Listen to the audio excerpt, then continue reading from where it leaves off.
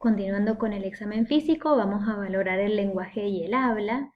Es muy importante la comunicación, es decir, este intercambio de información en los pacientes en donde vamos a analizar si el paciente comprende lo que le decimos. Esta evaluación la podemos hacer a través de la simple conversación del interrogatorio, o si el paciente no puede expresarse, pidiéndole un gesto motor, como por ejemplo, bueno, a ver, dame la mano, levanta el brazo, dando 3 consignas para ver cuánta cantidad de información puede retener. Y la expresión, ¿sí? Que también la podemos ver a través del interrogatorio, o pidiéndole específicamente que nomine objetos que le mostremos, que repita frases y que su discurso sea coherente. De esta manera evaluamos las dos áreas principales de la comunicación, el área motora de Broca y el área de Wernicke, el área sensitiva. Por supuesto, en el contexto de un paciente neurológico, para poder orientarnos si el paciente tiene alguna afasia, o sea, alguna dificultad para la comunicación, ver de qué tipo de afasia estamos hablando, cómo están las conexiones entre estas áreas, si vemos la repetición, por supuesto. Bueno, otro tema son los pares craneales. Vuelvo y digo siempre esto, lo vamos a valorar en el contexto del paciente con patología neurológica, ¿sí? Bueno, son muy importantes los órganos de los sentidos, el funcionamiento de estos pares craneales, porque nos van a permitir la vinculación del paciente con el entorno. Si estamos pensando en un paciente que está entrenando su marcha, es importante que la función de la vista esté conservada para que no vaya a tener atropellarse objetos y tener riesgo de caídas.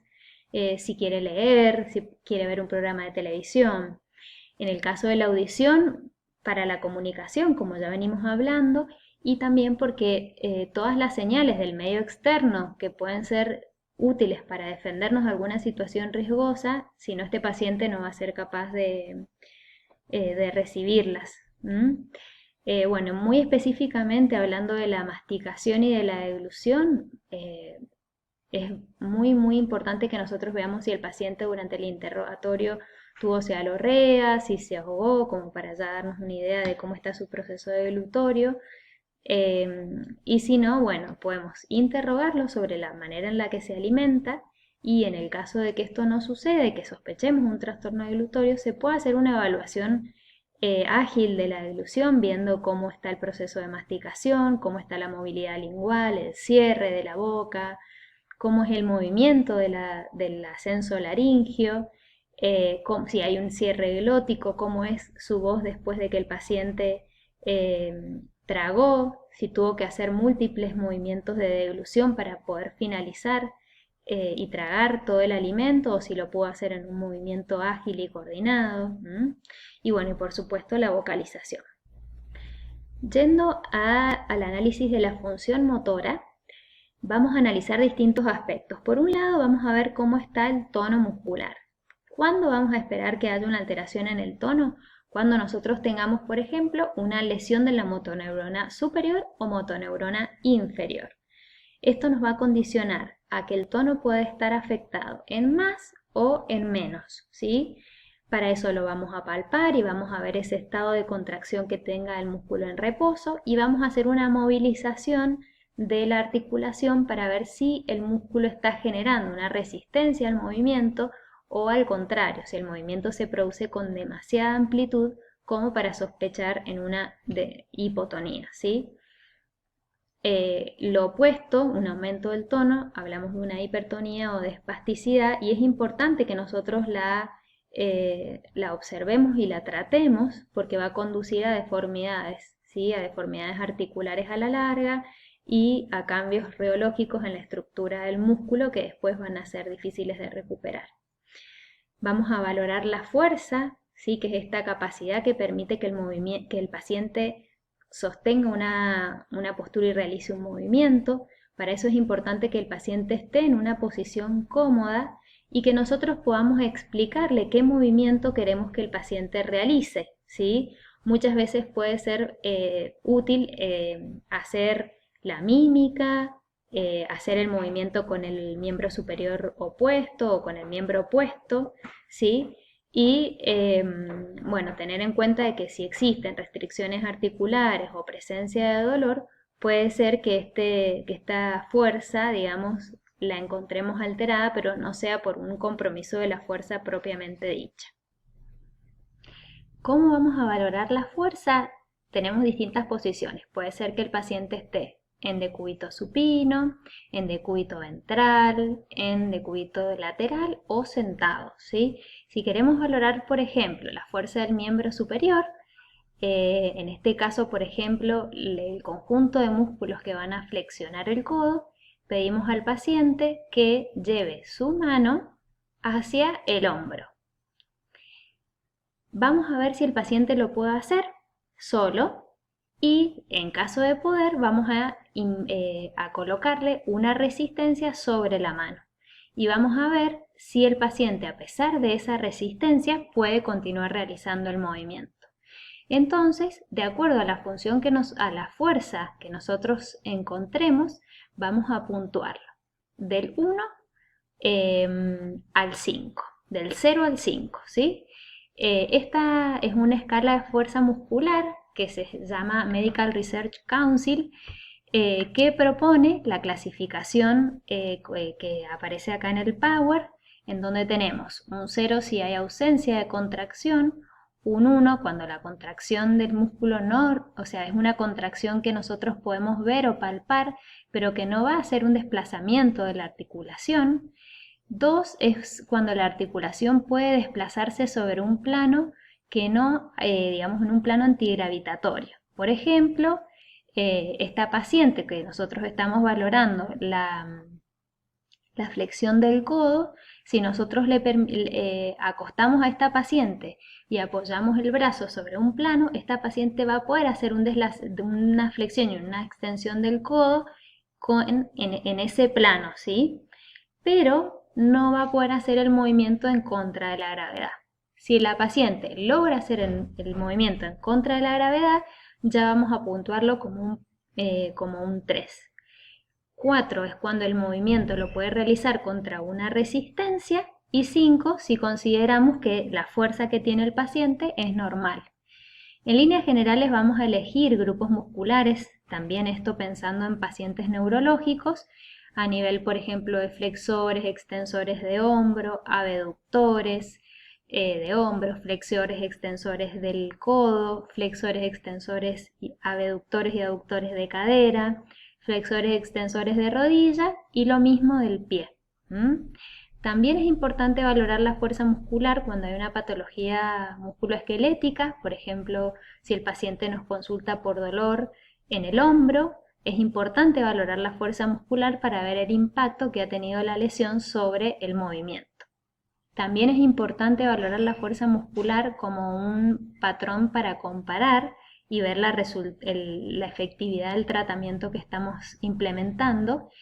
Y bueno, porque finalmente nosotros necesitamos que el paciente tenga una fuerza normal para que pueda realizar un movimiento fisiológico, un movimiento normal.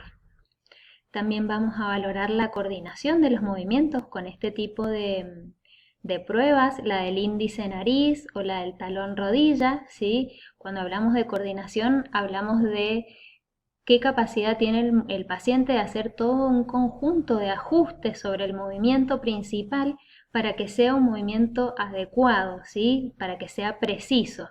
Entonces hacemos referencia a la amplitud, a la dirección, a la rapidez y a la fuerza con la que hace el movimiento específico. Por supuesto que acá estamos hablando de una función subcortical. Otra de las cosas que vamos a evaluar en el paciente es su función articular, ¿sí? Es decir, cómo están los rangos de los movimientos de las articulaciones en relación a los parámetros normales. ¿Qué elemento vamos a utilizar para realizar esta evaluación? Un goniómetro, ¿sí? La función articular la vamos a explorar mediante goniometría, ¿sí? Es esta posibilidad de registrar el arco del movimiento de cada articulación y compararlo respecto de los valores normales. ¿Por qué podemos tener restricciones en los rangos articulares? Y puede ser por esto que hablamos ya de la espasticidad, o sea, un aumento del tono. Puede deberse también a alguna alteración a nivel de la articulación, a patología ligamentaria o alguna lesión tendinosa. ¿Sí? Todas estas pueden ser causas, digamos, de una alteración en el rango del movimiento.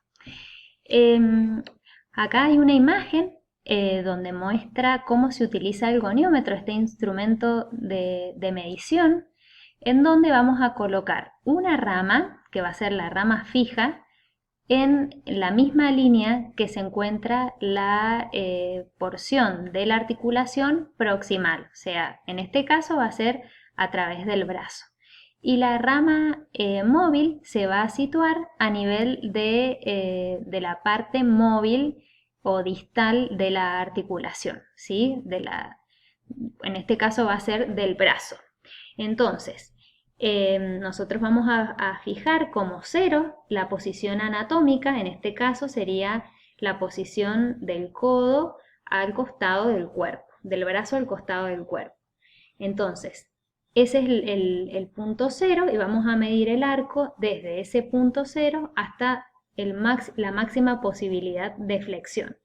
En el caso de los seres humanos consideramos que la flexión es de 180. Ahí en el dibujo aparece AO y AAOS, que hace referencia a la Academia Americana y a la estadounidense según estas escuelas de medición de rangos articulares, y también la extensión, que es desde el punto 0, desde la posición anatómica, hacia la extensión del codo, que vemos que se llega a unos 10 grados de extensión.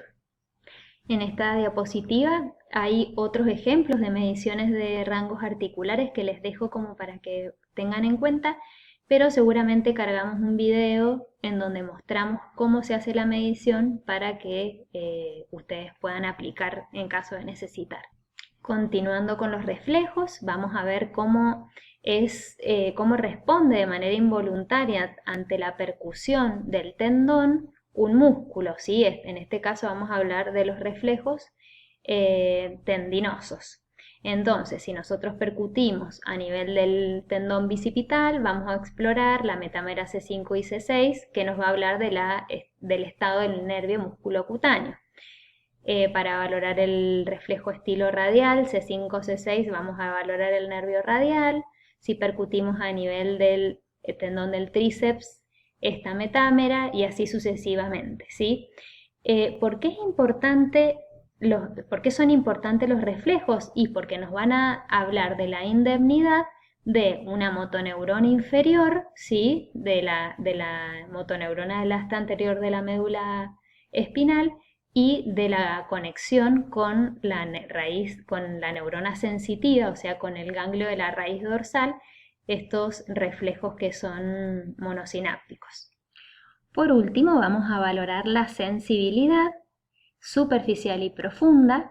La sensibilidad superficial va a estar compuesta por el tacto grueso fino, la temperatura y el dolor, y la sensibilidad profunda por la percepción de la ubicación de la articulación en el espacio, la percepción de la vibración y de la presión. ¿Por qué esta división? Y porque tenemos distintos tipos de receptores, ¿sí? Distintos mecanorreceptores, termorreceptores o quimiorreceptores, que en el caso, por ejemplo, del tacto grueso, de la temperatura y el dolor, vamos a tener tractos espinotalámicos laterales y anteriores. En el caso del tacto fino, sí, ya vamos a ir por los tractos gracilicuneiforme, lo mismo que para la sensibilidad profunda, ¿sí? En donde acá los receptores que vamos a tener son, por ejemplo, el órgano tendinoso de Golgi, el uso muscular, que van a viajar por las vías posteriores y van a llegar a la corteza a través del tálamo al área sensitiva primaria. Es muy importante, como pongo acá abajo, conocer los dermatomas sensitivos, porque si nosotros hacemos una evaluación detallada de cada uno de estos dermatomas, podemos saber cuán indemnes están estas raíces dorsales para la recepción del estímulo sensitivo.